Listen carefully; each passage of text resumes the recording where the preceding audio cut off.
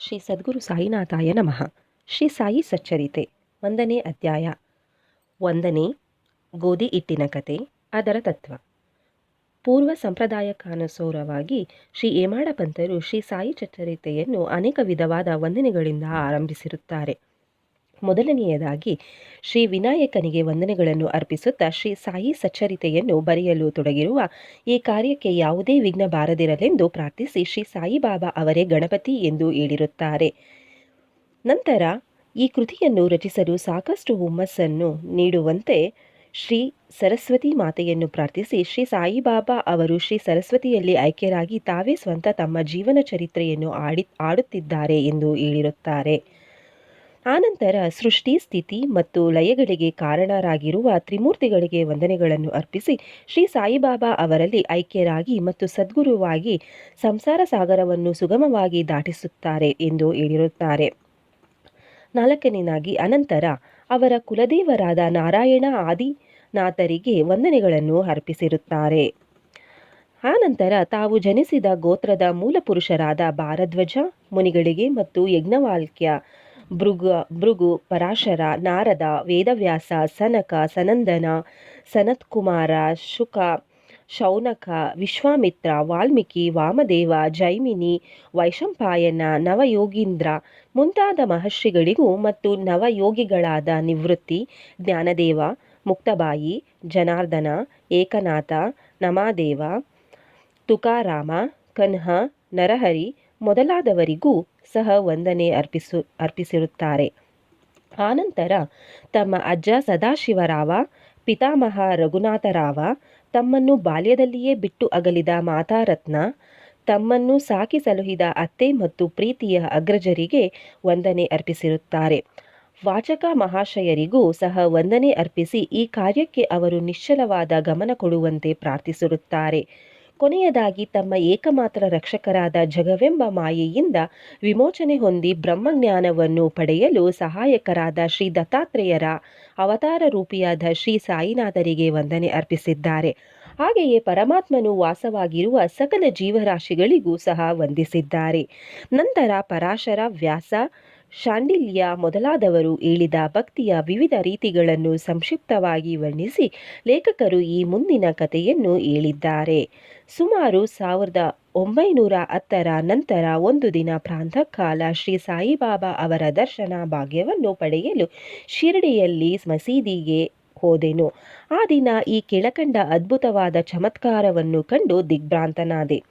ಶ್ರೀ ಸಾಯಿಬಾಬಾ ತಮ್ಮ ಮುಖವನ್ನು ತೊಳೆದುಕೊಂಡ ನಂತರ ಗೋಧಿಯನ್ನು ಬೀಸಲು ತಕ್ಕ ಸಿದ್ಧತೆಗಳನ್ನು ಮಾಡಿಕೊಂಡು ಇಡಿಯಾಗಿ ಗೋಧಿಯನ್ನು ಬೀಸುವ ಕಲ್ಲಿನೊಳಗೆ ಹಾಕಿ ಬೀಸುತ್ತಾ ಕುಳಿತರು.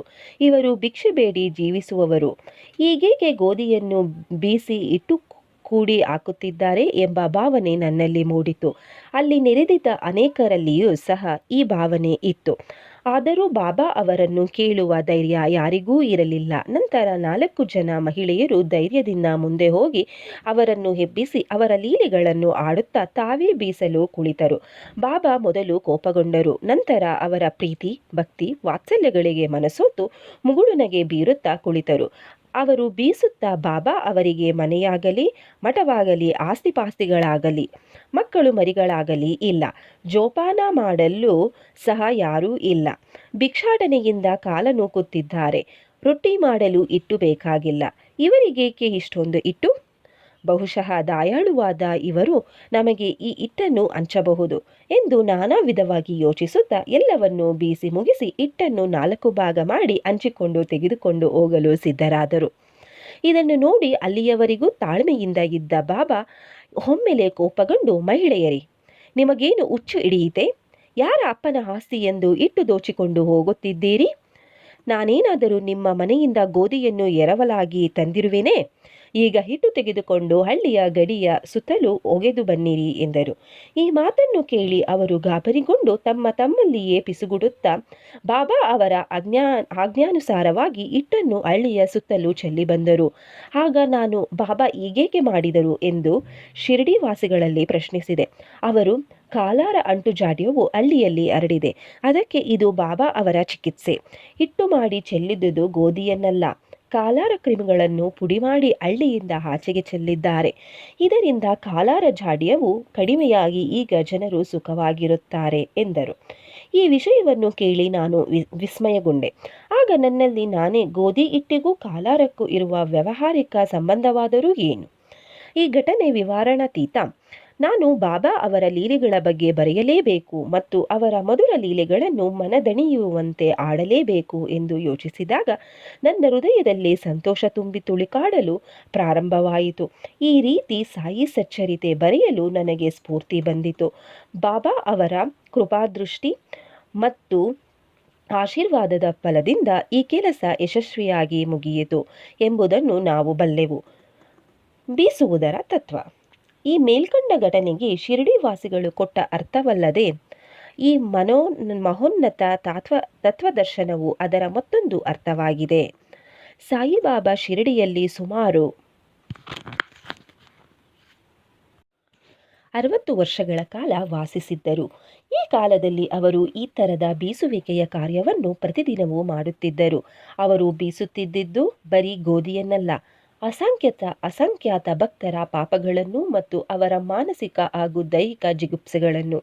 ಕಾರಣ, ಈ ಬೀಸುವ ಕಲ್ಲುಗಳು ಕರ್ಮ ಮತ್ತು ಭಕ್ತಿಯನ್ನು ಸೂಚಿಸುತ್ತವೆ. ಮೇಲಿನ ಕಲ್ಲು ಕರ್ಮವನ್ನು, ಕೆಳಗಿನ ಕಲ್ಲು ಭಕ್ತಿಯನ್ನು ಸೂಚಿಸುತ್ತದೆ. ಬೀಸುವ ಕಲ್ಲಿನ ಹಿಡಿಯೇ ಜ್ಞಾನ. ನಮ್ಮನ್ನು ನಾವು ಸಂಪೂರ್ಣವಾಗಿ ಅರಿತುಕೊಳ್ಳಬೇಕಾದರೆ ನಮ್ಮಲ್ಲಿರುವ ಪಾಪ, ಅಸೂಯೆ, ಆಶೆ ಮತ್ತು ಸತ್ವ, ರಜಸ್ಸು, ತಮೋಗುಣಗಳನ್ನು, ಅಹಂಕಾರವನ್ನು ಬೀಸುವುದರಿಂದ ಹೊರದೂಡಬೇಕು. ಆಗ ನಮಗೆ ಅರಿವು ಉಂಟಾಗುವುದು ಎಂಬುದು ಬಾಬಾ ಅವರ ಸ್ಪಷ್ಟವಾದ ಸಂದೇಶ. ಬೀಸುವ ಕಲ್ಲಿನಲ್ಲಿ ಸಿಕ್ಕ ಕಾಳುಗಳಂತೆ ಈ ಭವಚಕ್ರದಲ್ಲಿ ಸಿಕ್ಕು ನಾನು ವೇದನೆಯನ್ನು ಅನುಭವಿಸಬೇಕಾಗಿದ್ದರಿಂದ ನಾನು ಅಳತೊಡಗಿದ್ದೇನೆ ಎಂದು ಒಮ್ಮೆ ಕಬೀರರು ಕಾಳು ಬೀಸುತ್ತಿದ್ದ ಒಬ್ಬ ಮಹಿಳೆಯನ್ನು ನೋಡಿ ತಮ್ಮ ಗುರುಗಳಾದ ನಿಪತಿ ರಂಜನರಿಗೆ ಹೇಳಿದರು. ಆಗ ನಿಪತಿ ರಂಜನರು, ಅಂಜಬೇಡ, ನಾನು ಹಿಡಿದಂತೆ ನೀನು ಸಹ ಈ ಚಕ್ರಕ್ಕೆ ಇರುವ ಜ್ಞಾನವೆಂಬ ಮೇಟಿಯನ್ನು ಭದ್ರವಾಗಿ ಹಿಡಿದುಕೋ. ಅದರಿಂದ ಅತ್ತಿತ್ತ ದೂರ ಹೋಗಬೇಡ, ಅಂತರ್ಮುಖಿಯಾಗು, ಅಂದರೆ ನಿನಗೆ ಖಚಿತವಾಗಿ ಕಲ್ಯಾಣವಾಗುತ್ತದೆ ಎಂದು ಕಬೀರರಿಗೆ ಉಪದೇಶಿಸಿದ ಕಥೆಯು ಈ ಮೇಲಿನ ಘಟನೆಯಿಂದ ನಮ್ಮ ಜ್ಞಾಪಕಕ್ಕೆ ಬರುತ್ತದೆ. ಶ್ರೀ ಸಾಯಿ ಪ್ರಣಾಮ.